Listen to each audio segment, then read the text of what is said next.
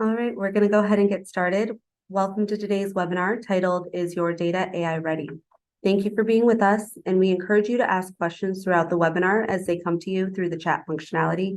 However, we'll answer any that come through at the end, and if we run out of time, we'll answer them via email.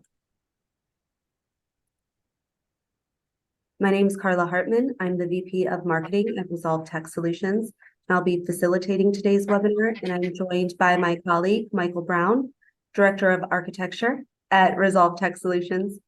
But I wanted to take a moment and introduce Resolve Tech Solutions before we get into the stuff that you really want to hear, in case you're not familiar with the company. Resolve Tech Solutions has been around for a few decades. We have offices in Dallas, Houston, DC, and offshore in India.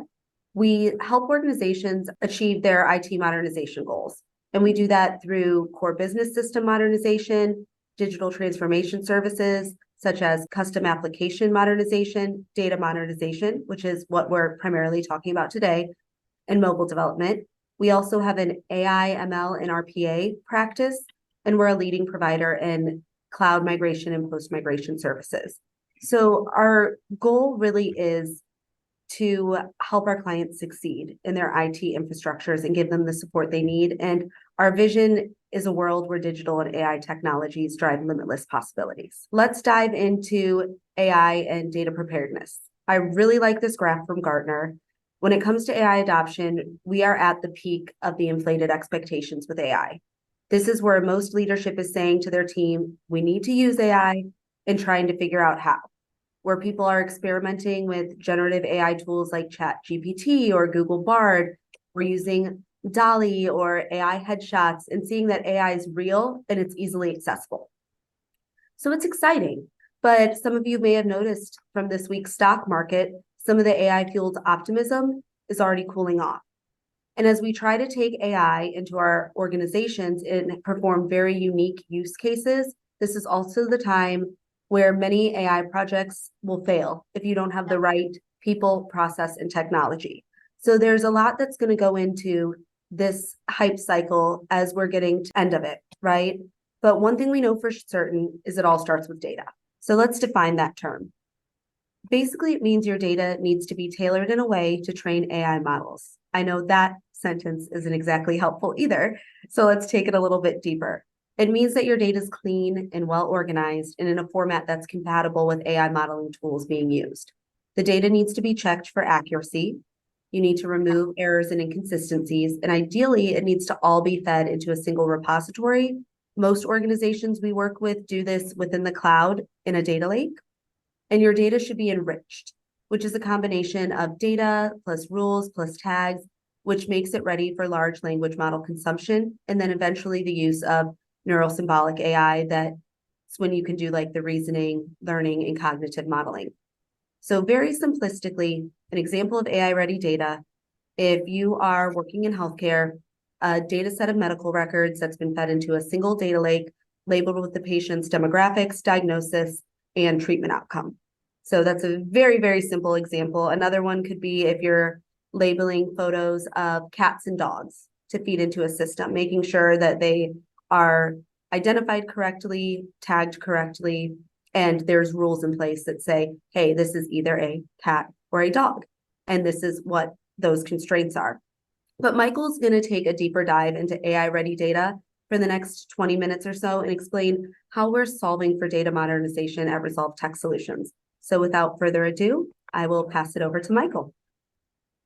Thanks, Carla.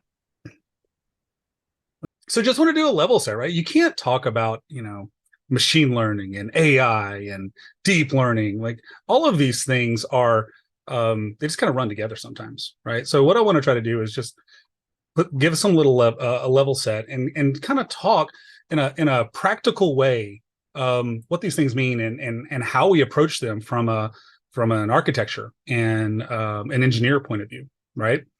So, if we start in the conversation and we talk about AI, right? So artificial intelligence, that's the overarching term that includes all of the different things. And it's really just about the any kind of technique that enables a computer or a binary system to be able to act more like a human, right? Human senses, human distinction, human determination, those types of things.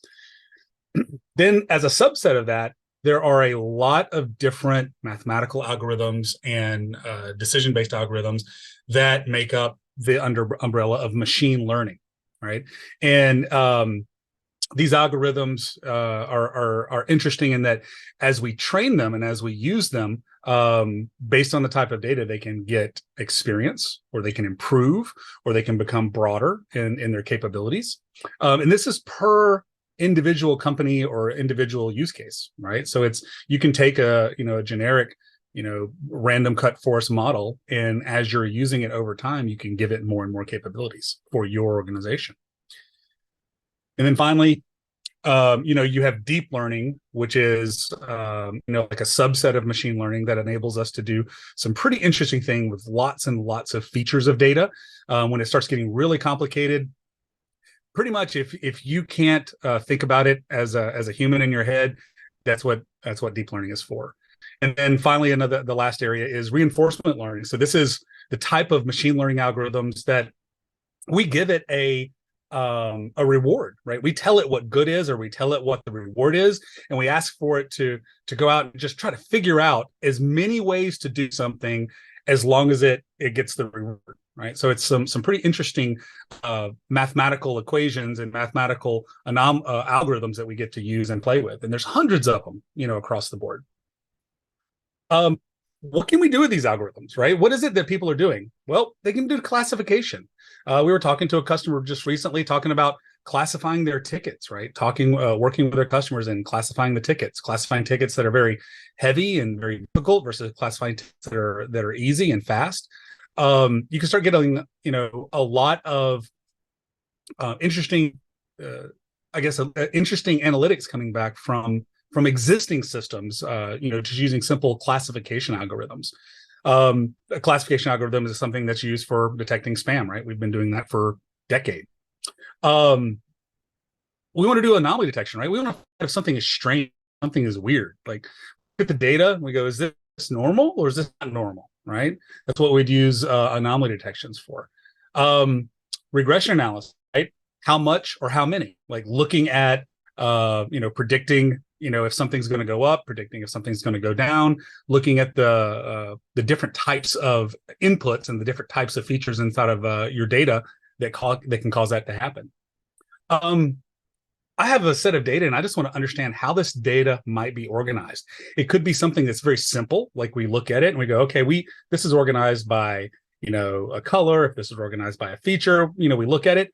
Or it could be it could be organized in ways that we can't see, right? We can't see as humans. And an unsupervised learning algorithm will be able to look at that data and actually draw how the data is organized in ways that we might not be able to see. Super interesting when you use these. And then, of course, again, the reinforcement learning, right? So what should I do next? And we give it data based on choice, based on human choice, based on system choice. We continue reinforce that algorithm with the right choices and the right choices as we go, and that algorithm gets stronger and stronger at being able to choose the right choice based on a broader and broader set of categories. And as we kind of dig into that, I'm going to kind of build this out. We want to try to create this value chain, or this virtuous flywheel. And it starts out, we're going to look at this in a couple of different ways, right? You'll see this flow in a couple of ways, because we want to hit it a couple of different ways. But at the top, right, it all starts with data collection, period. No machine learning happens without data collection. And getting really specific. And we're going to dive into, some of the ways that we break data down so that we can make it AI ready, right? First is data collection. Then we have to have a strategy and a mechanism to store that data, right? We want to be able to store it, not make decisions on it up front. We want to be able to store it in its raw format. And we look at different ways to do that, right? We've got lots of different types of data, everything from, structured, non-structured, video, audio. I mean, we don't know, right? We want to be able to have a platform that can handle that. Once that data, this is main topic of the conversation today, is we're going to talk about what we have to do to that data in order to make it usable. Because AI ready means that it's ready for machines and robots versus how data is normally stored, which is for, prepping, pretty much for humans, right? For being able to humans and system consumption. Analytics, we'll talk a little bit about that. We'll talk about some of the algorithms and some of the use cases of how we cleanse data for that. But after we kind of get to the point of we've extracted the data, we've cleansed the data, we've done put some analytics on the data, and we've put some modeling around the data, right? We want to be able to operationalize that. We want to be able to take the machine learning assets that we've created. We want to be able to have them consumable to make actionable information available to our internal customers and external customers. And here's this is the lead up front, bottom line up front. In order to do that, 4% of the companies have AI ready data, and they don't have all of the data AI ready, right? It just means that they're really working on it. What we're finding across the board is how we're storing and using data today is it's a lot of work. It's just simply a lot of work in order to make that data consumable and usable in a broad way at scale for machine learning. 80%, call it data scientist, data engineer, 80% of the time is spent on making that data available, making it, getting clarity on it, making it available, processing the data, just doing the work on it. We'll kind of deep dive into that before we get it ready to even, start experimenting and using it, right? It takes a lot of time. So at a high level, when we talk about data engineering, right, when we're working on the data itself, you might hear another term in the market space called feature engineering. So, anytime you hear that, just think about that's the they're working on the data, right? They're making the data available. They're making the data in the right format. They're doing things to it, and it's called feature engineering. And a feature engineering stack. So we're going to start out, like I said, you're going to see this graphic in a couple of different ways, and as we go through this, because I want you to see it in different ways. This is a very high level, right? We talk about the large blocks at the very bottom is the collection, right? Where are we getting the data from? Is it social media? Is it sensors? Is it machinery? Is it industrial, SCADA platforms? Is it financial systems, ERP? I don't know where it is. We don't care where it is. We just want to be able to go get it, right? So we collect that and we store it.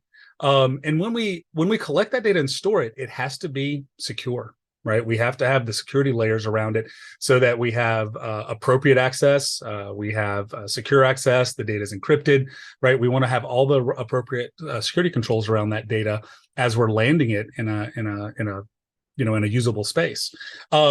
We talk about data lakes, we talk about data repositories and data platforms. We'll dive into that a little bit more. But, that's where we store the data, and a lot of times where we pick it back up and reuse it. Then we have an analysis layer. It's going to have lots of tools in it, right? It's going to have cloud native tools. It's going to have third-party tools like Talend and Click.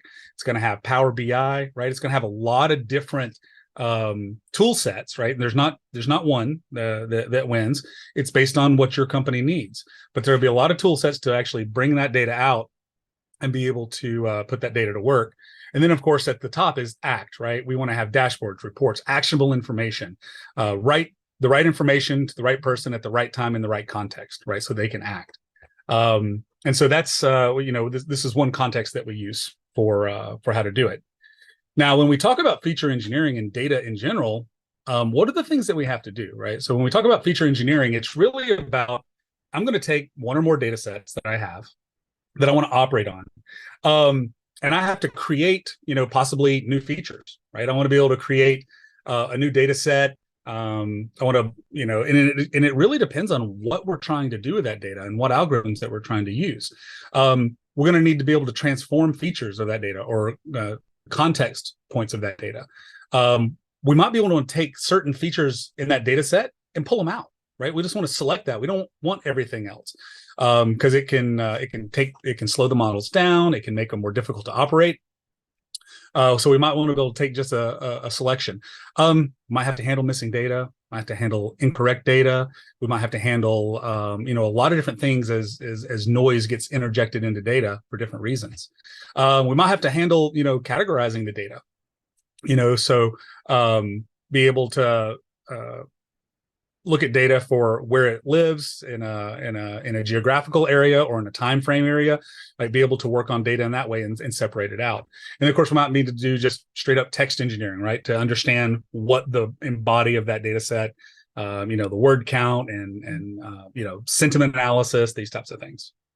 Now, if we dive down under that global term, feature engineering itself, we're going to talk about a couple of different, about 5 or 6 different things that your team will need to do, right? So let's say we're going to take some ERP data, pull it out. We want to do some predictive analytics on inventory or predictive analytics on sales, right? We want to be able to do something like that. So first thing we have to do is we go, okay, let's go get our sales data. How much sales data do we have? And in the first area, we're going to talk about data cleaning. Number one, do I have complete data? Do I have the data in the right format? Is my date and time in the right format, right? Do I need it in a month, in a column with a month, and a column with a day, and a column with a year, or is it all together, right? So we have to look at those types of things. Do we have missing values? Do we have outliers? Do we have any kind of, a lot of times in data platform projects, we go into databases and we extract data, and there's corrupt fields or fields with long text in it, right, that causes problems. So you have to go through and you have to methodically go through and clean all that out and make it ready for the algorithms to use. After you go through this process, like, you really don't have to do it once. And what's really cool about a lot of the tool sets that are available from the cloud platforms and the third parties is that you can set these things up and you can automate it, right? You can come in and you can say, hey, you know what? I want to cover everything from capital to lowercase. I want to make sure that there's no escape characters. I want to make sure that there's no, whatever. And so we're able to actually go in and set up a pipeline and start cleaning that and go, and get an 80% or an 85% first pass. And then, have an engineer come back and look at it and go, you know what, is there anything else that we need to evaluate? So data cleaning is the first step and one of the most important steps to make your data ready. Once we have clean data and once we have data that's complete, then we look at it and we go, well, what kind of features do we need to extract from this data? All right, we might not need all of the data. We don't want to train. We don't want to train on it. It could confuse the models. So we want to be able to say, you know what? I want to take just the data that I need out of it, and this is called feature extraction. Overall, I'm reducing the amount of information that I'm going to use to train, right? I'm going to simplify the process. Anytime you can simplify, that's the way to do it.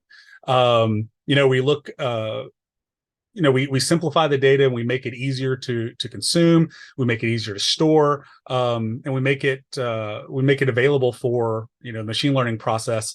It doesn't we pre-process it for the machine learning algorithms.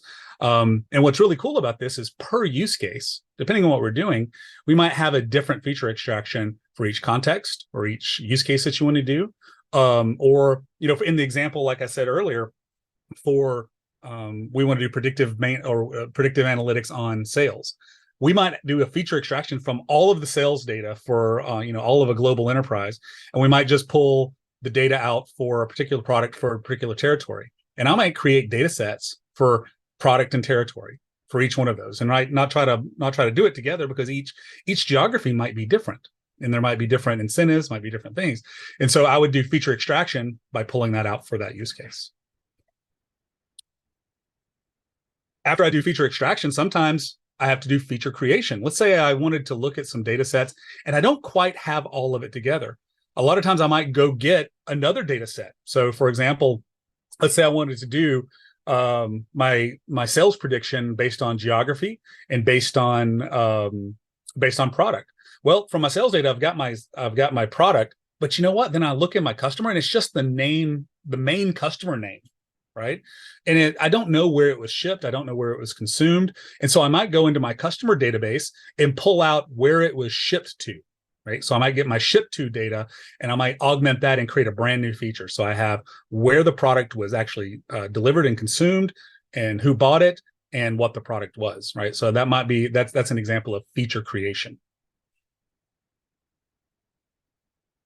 Now, something interesting with the machine learning models is when you what's interesting, if you go and look at machine learning models, just Google search and look up random cut forest, look at KN and or look at these models. If you dig down far enough, you'll get to the instructions, and the instructions will always tell you this algorithm expects the data format to be this. It tells you what it's looking for.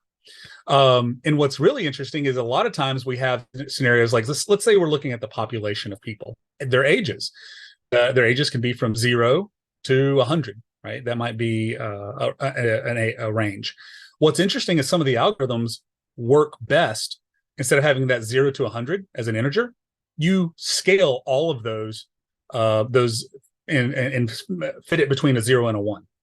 So we're actually going to be scaling, normalizing and scaling those values.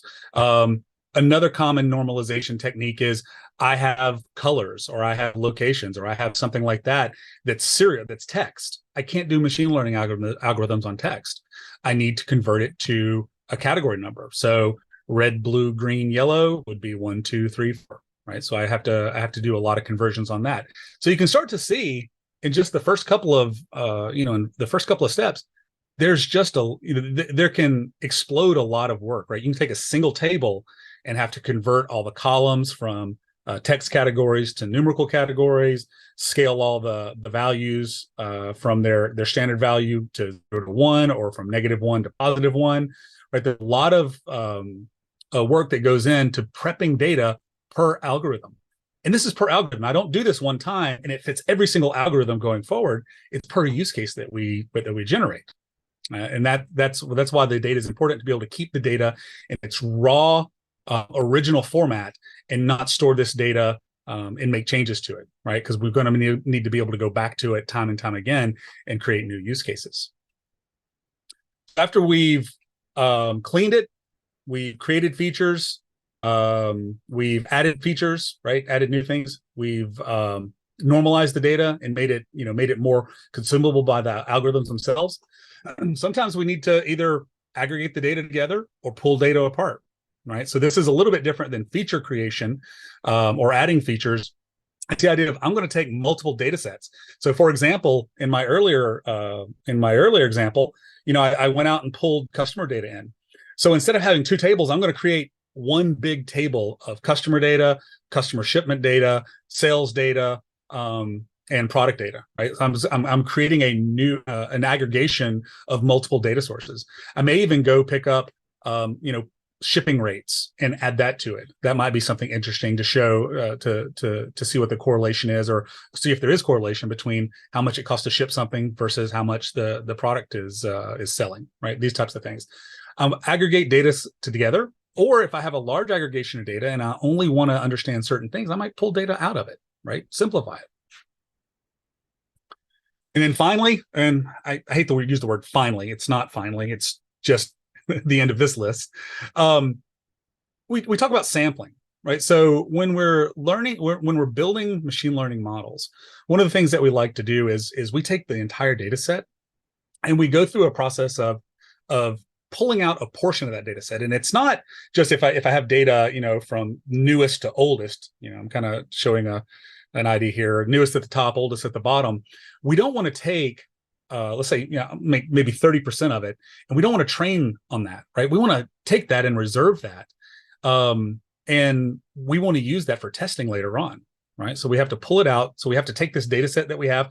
And what we want to do is we want to take an even cut all the way through. So think about every third record is I want to take out and make a new data set out of that, called sampling. This becomes important for being able to train the model, see if the model is working, because we want to be able to train a model with our existing data, the 2/3 of data that we have left. And then we want to take our test data, our sampled data, and we want to feed it into the model and see if it gives us the correct results, right? With data that it's never seen before. So being able to manipulate data by taking samples is critical in being able to do the training. So that now that we've talked about some of the actual real practical work that goes into prepping your data and making it AI ready, let's take another look at this architecture that we've been poking at a little bit. Right. So this time we've actually put a little bit of it looks like my camera died. Let me go ahead and cut that off. I apologize. So it looks like we've we've put a little bit more context around this, right? So at the bottom, starting at the very bottom, we have, our data sources. Again, this is where we're going to get our data in its most raw, unformatted way, right? We don't want to make any decisions on how that data is collected, but we want to collect it in its most raw form. And then we put together the data pipeline, right? The data layer. So the data pipeline is how we reach out and get that data and bring it in an automated way into a repository, a data platform repository. You might call it a data lake. And then in that data lake, we're going to connect the machine learning operations lifecycle to the data lake. So the data lake is a critical component, and a data pipeline moving to a data lake is a critical component to be able to give you the ability to start operating on data with machine learning algorithms, right? Super important here. And it doesn't have to be complex. It doesn't have to be expensive. It doesn't have to be an enterprise-wide corporate initiative to do a project like this. Since this is all cloud native resources, it can be done very quickly and very effectively and very inexpensively, right, to do POCs by using cloud native tools. But what this allows us to do is we can use the tools to collect the data, land that into the data lake, put data catalog information and contact information around that data, put security around that data, and then with appropriate security, we can actually reach into that data, run through all the different transformation methods that we just mentioned, and start training and experimenting with data models, right, using a similar life cycle like this.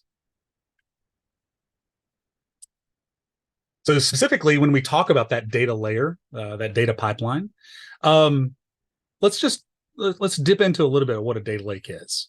And what I find the easiest is to say first what a data lake is not. A data lake is not a data warehouse.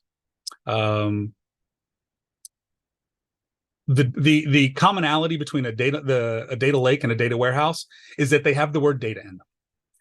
They are that different. It's also a data lake is also not a SQL Server database or an Oracle database. A data lake is actually something that is really something that comes out of the cloud native era of infrastructure, and it is it's hard to replicate a data lake on premises, right? It's much easier and faster to do it in the cloud. I'm not saying it can't be done, but it is a difficult process to do if doing it on premises. But when we talk about a data lake, and I want to define that, right? I want to define and back up what I just said about it. When we talk about a data lake, it's a centralized repo for both structured, unstructured, video, audio, log, like any data at all, in any way, in any form, in any fashion, right? That data is stored as is in an open file format. It is not, it's not encumbered in any way with third-party tooling, with having to ingest inside of another database engine. It's just there, available, and open. In order to do machine learning, you have to have automated data collection. If you have data collection pipelines and it requires somebody to upload an Excel spreadsheet, or it requires somebody to do some work on it, you are not AI ready, right? You cannot operate at scale with the experimentation and the computation needs to happen doing it in a manual way. The most important aspect of a data lake is that the purpose of the data has not yet been determined in any way, form, or fashion. For those of you that have worked on any kind of data warehouse project or large, data cube project, one of the first things that you do in that project is you start figuring out what data you don't need, right? You set up schemas, you set up your star schema, you set up your different tables, and you start just making decisions up front before you put the first bit of data into a data warehouse of what data you need and what data you don't need. A data lake is the exact opposite, or the exact antithesis. You make no choices about the data, and you store the data in its rawest, most verbose form, period. Other reasons, right? So the other thing about a data lake is this. If you're using some sort of database platform, right? SQL Server, Oracle, DB2, I'm aging myself. What you have is a box, right? You can add more and more compute. You can add more and more RAM, but it's effectively a box, right? And eventually you're going to run out of one of the resources. There's going to be a constraint. In the data lake world, especially from the three major cloud providers, they have effectively separated the storage and the compute layer, right? They scale independently of one another. So and so you don't have these issues.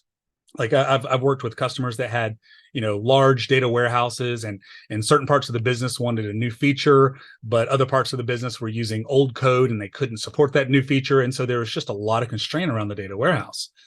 In a data lake, you don't have that constraint.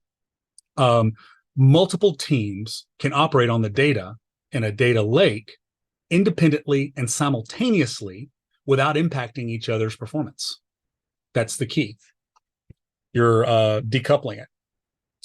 A data lake enables you to reduce the barriers and enable experimentation. It's not normally something you do in enterprise, right? We don't talk about experimentation in a super positive, thought forward way.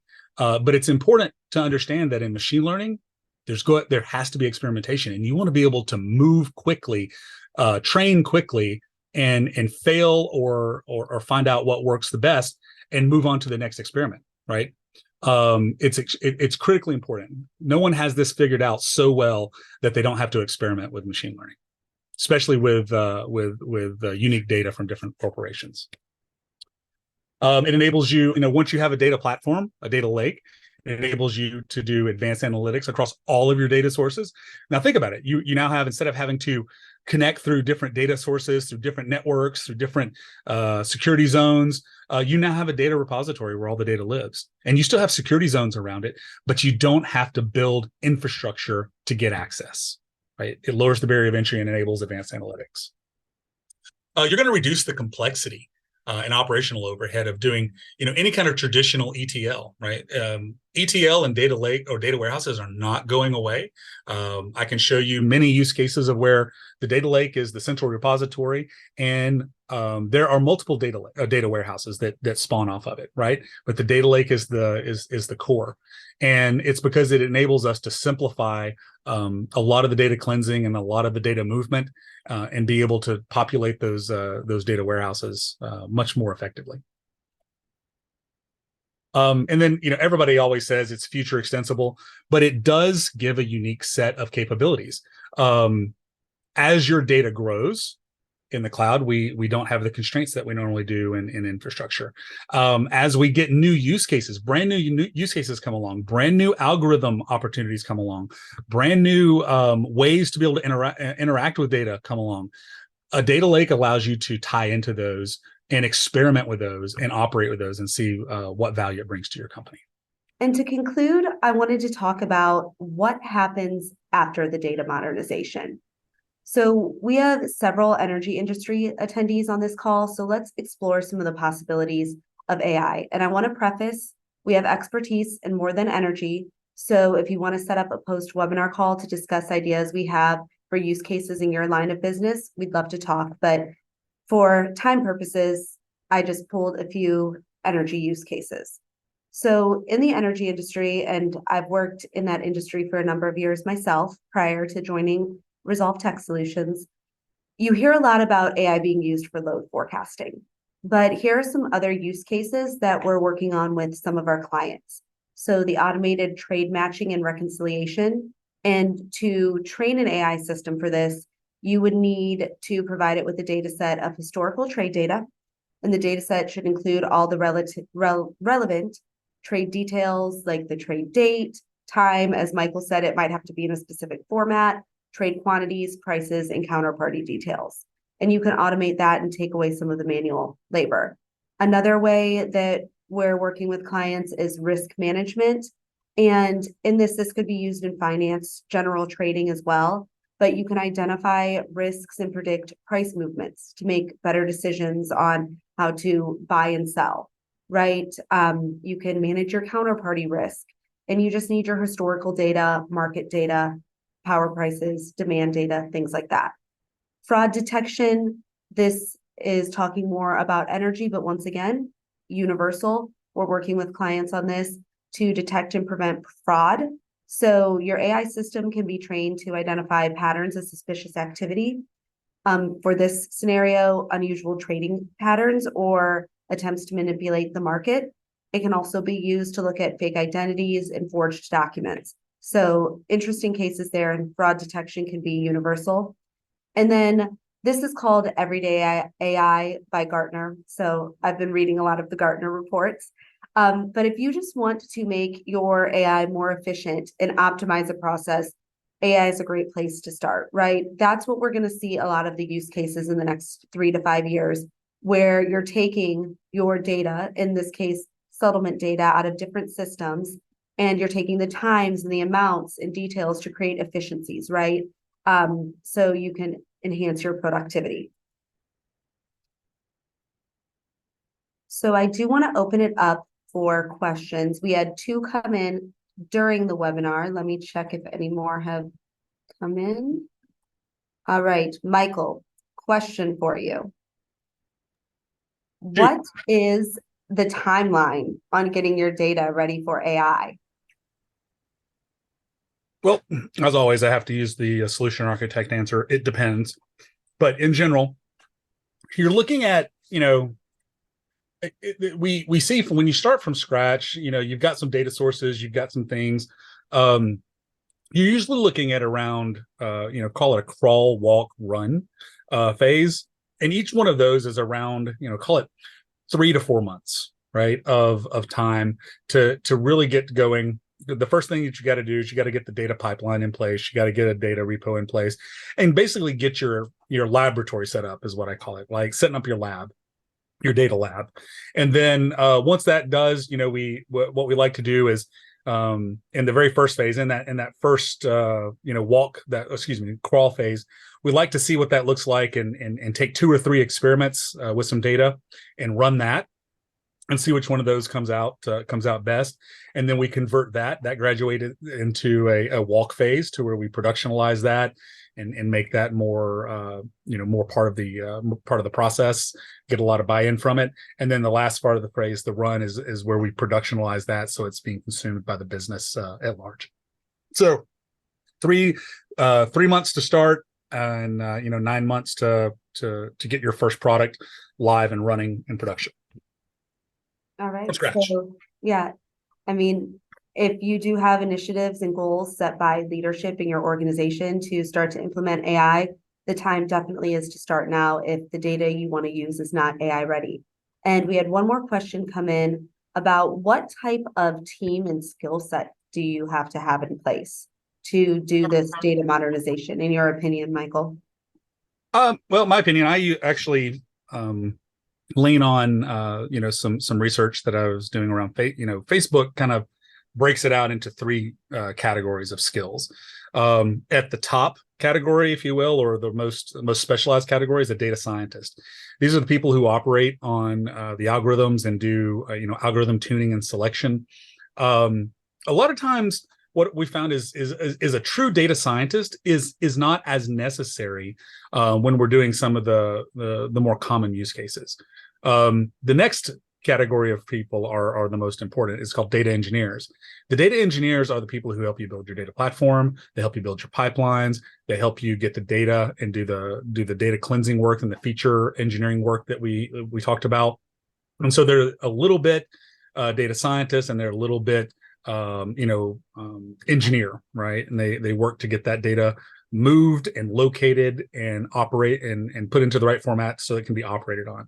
And then the last category is business analyst, right? So once we get the data landed in the right format, we need somebody to take that, put it in the context of the business. And so what we find is the business analysts they work with the data engineers to actually get the the data in a consumable format for the business. So data scientist, data engineer, and business analyst. All right. So the trifecta, team of 3. And that wraps up all of our questions.